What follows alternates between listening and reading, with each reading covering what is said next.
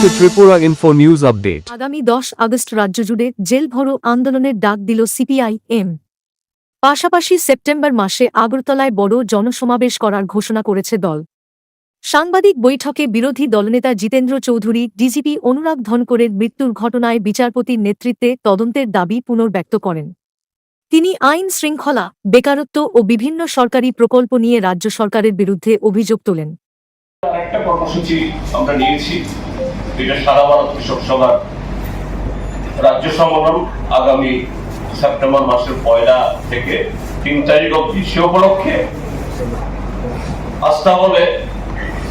আস্তাবল মাঠে একটা বিরাট সমাবেশ হবে। আমরা পার্টির তরফ থেকে বলেছি, কৃষকদের এই সম্মেলনকে কেন্দ্র করে এই রাজ্যের কৃষক এবং কৃষি শ্রমিকদের যে সংকট,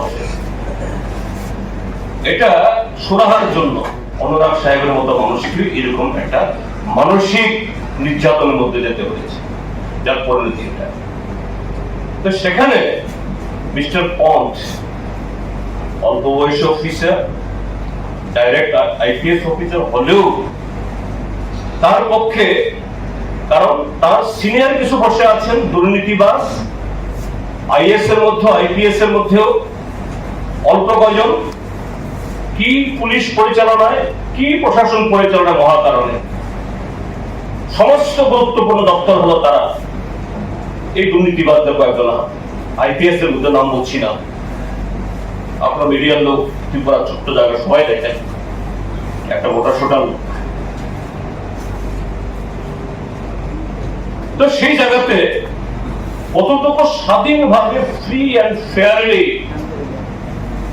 পন সাহেব এই তদন্ত করতে পারবেন আমাদের গুরুতর সন্দেহ। এই জন্য প্রথম থেকে যে আমরা বলে আসছি,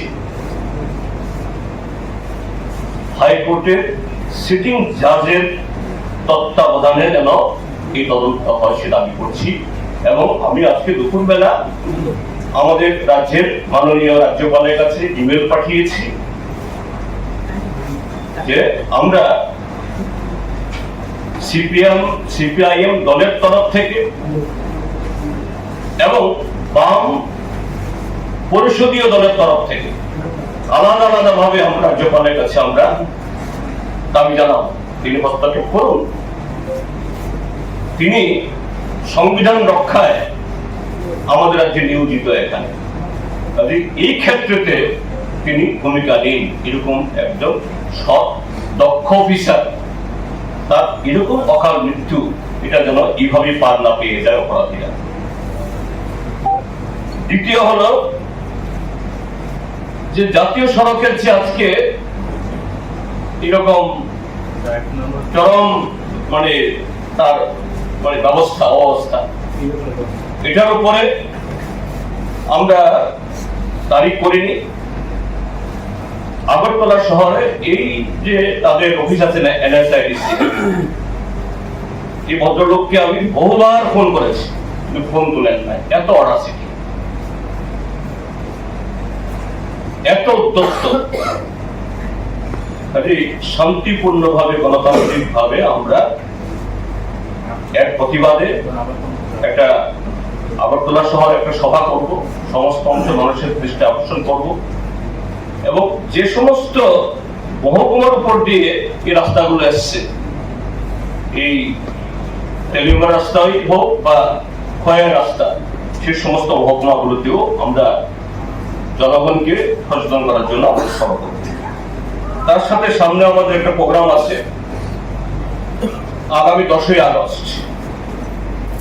আমাদের দেশের কৃষক, খেত মজুর এবং শ্রমিক সংগঠনগুলো যৌথভাবে সারা দেশে এই নরেন্দ্র মোদী সরকারের গত 12 বছরের দুঃশাসনের কারণে, অপশাসনের কারণে দেশের কৃষক, খেত মজুরদের যে দুরবস্থা, রেগা তুলে দিয়ে জিরামজি করার মধ্য দিয়ে মানুষের অধিকার কেড়ে নেওয়া, এটা যাতে আবার ফিরিয়ে দেয়।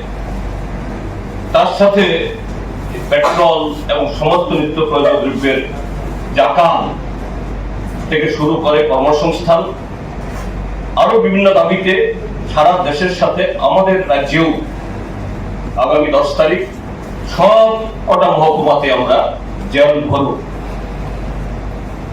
যে সরকার যারা এই রাজ্যের দেশের মানুষের খাদ্য দিতে পারে না, কাজ দিতে পারে না, অধিকার রক্ষা করতে পারে না, কাজেই সেই দেশের জনগণকে আমরা জেলে ভরব, অর্থাৎ আইন ভঙ্গ করার মধ্য দিয়ে আমরা আমাদের দেশের স্বৈরাচারী সরকারের এই যে ভূমিকা, এর প্রতিবাদ আমরা জানাবো।